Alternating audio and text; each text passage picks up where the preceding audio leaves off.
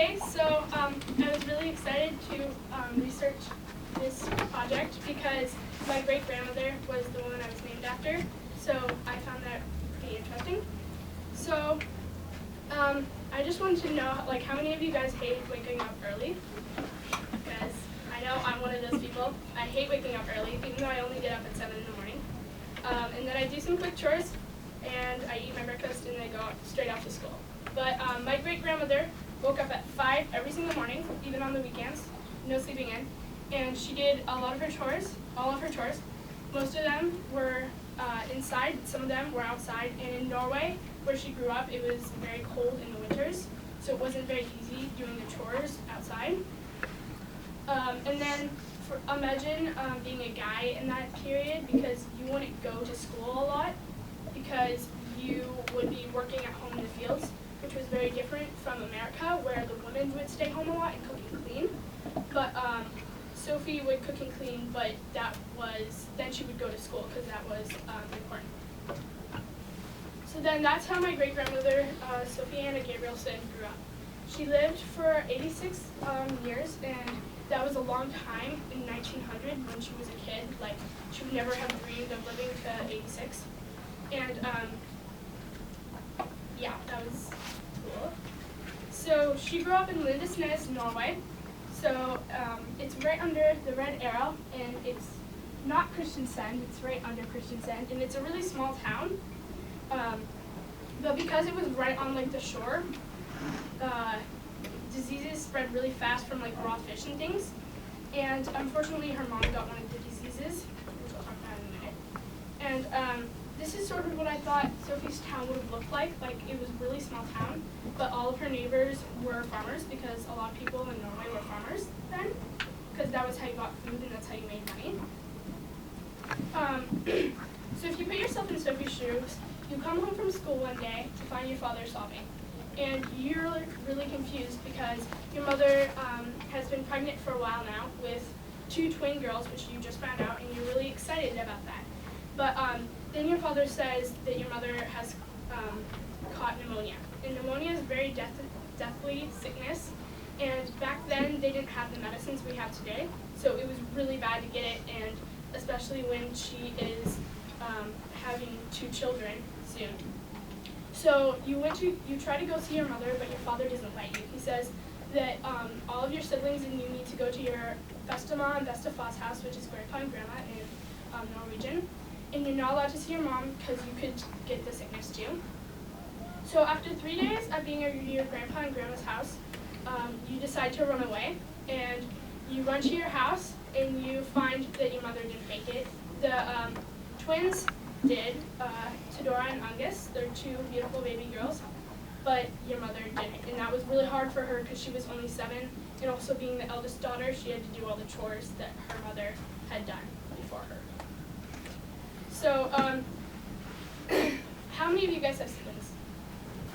I have a younger brother, and as much as I love my younger brother, and as much as you guys probably all love your siblings, we all know that siblings can be really annoying at times.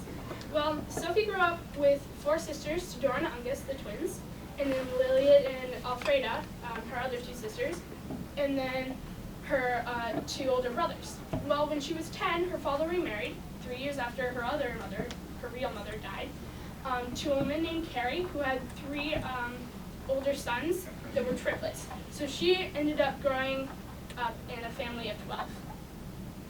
So that was very easy for her. So living on a farm was no walk in the park. Sophie had to milk the cows, take care of the chickens, the horses, fetch water from the well, do all the dishes for that family of 12. And she also had to make all the meals. And this is middag, and middag is a meal in between lunch and dinner. And it's usually a soup or something warm.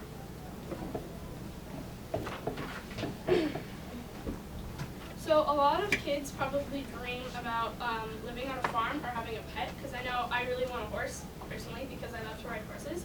But imagine having like 3 horses, a dozen chickens, tons of cows, tons of sheep, tons of goats, and it's like they're not easy to take care of. And then when Sophie was growing up, things were very different than they are now. there was a fishing industry that was going on, and the fishing industry was it was a very big deal because they would catch and dry fish, and then they would sell all that fish. And a lot of people would think this is a big exaggeration, but it's not that far from the truth. They killed a lot of fish, and they sold all that fish, so they became very wealthy. But that wasn't easy for Sophie's family or much of the families, because they fished, and then when this fishing industry is taking out all the fish, you don't have any fish left to get to feed your family.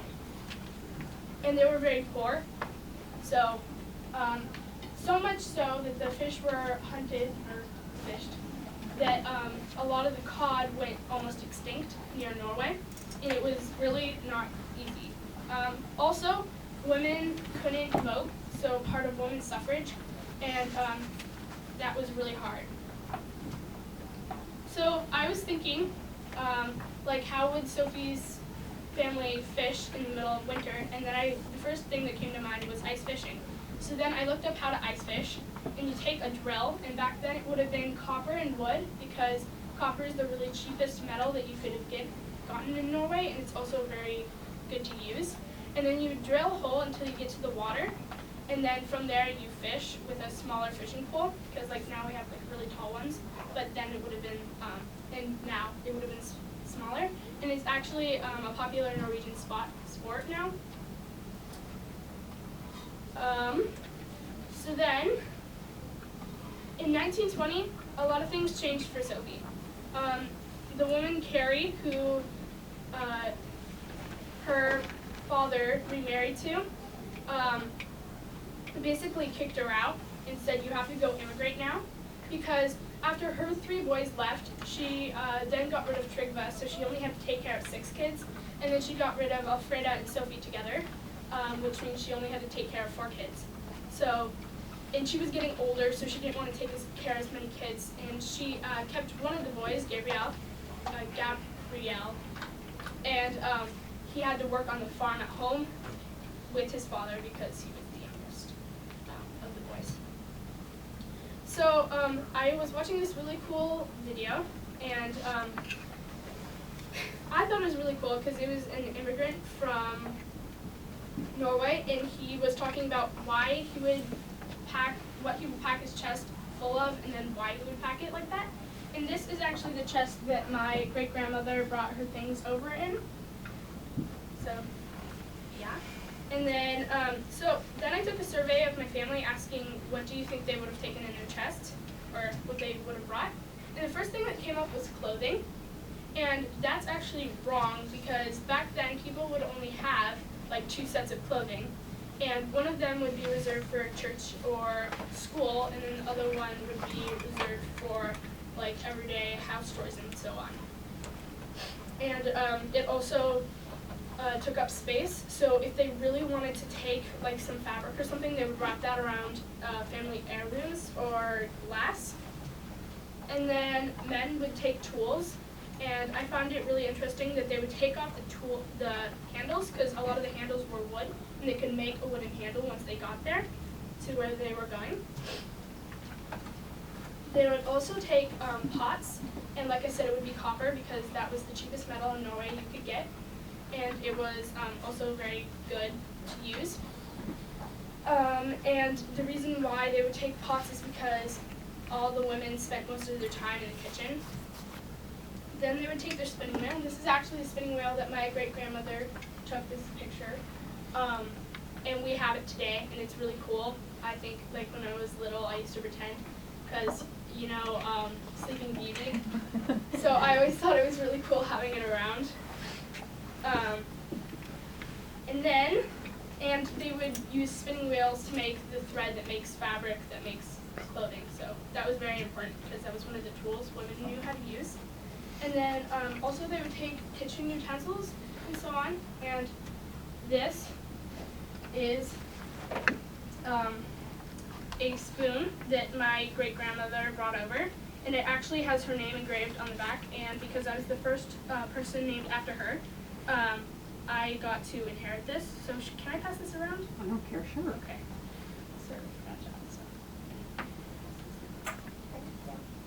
And then this is a Krumkaga iron, and this is a Krumkaga roller. And I have them right over here. And how you make, and Krumkaga was special because it's like a Norwegian pastry.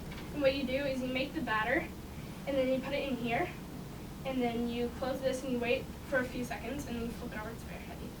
And then you hold for a couple of seconds, and then you take it out, and there's this flat cookie. And this is actually what they look like. You guys will be able to taste them at the end. And then you roll it up like this to make a very ice cream cone sort of shape. So, yeah. Then, okay. Then this is actually a silos. Cilios. And it's like a pin that you put on traditional Norwegian dress. It's like you would wear it to church or during holidays and so on. Can I pass this around? Sure. Okay, so you can pass this around. Sort of be careful because it's sort of sharp in the hand. And then they would also take books for learning, and like for men, they would take iron so they could make things out of that iron. So she didn't take this with her. Her husband gave it to her. But this is a Norwegian Bible. Can I also pass this around? Yeah. So are these all of your great-grandmothers? Yeah. Yes. These were things she brought over on the ship. And then a lot of people think that that they would have food on the boat, but that's wrong. You would have to take your food or you would starve on the boat. So she took dry food because that was the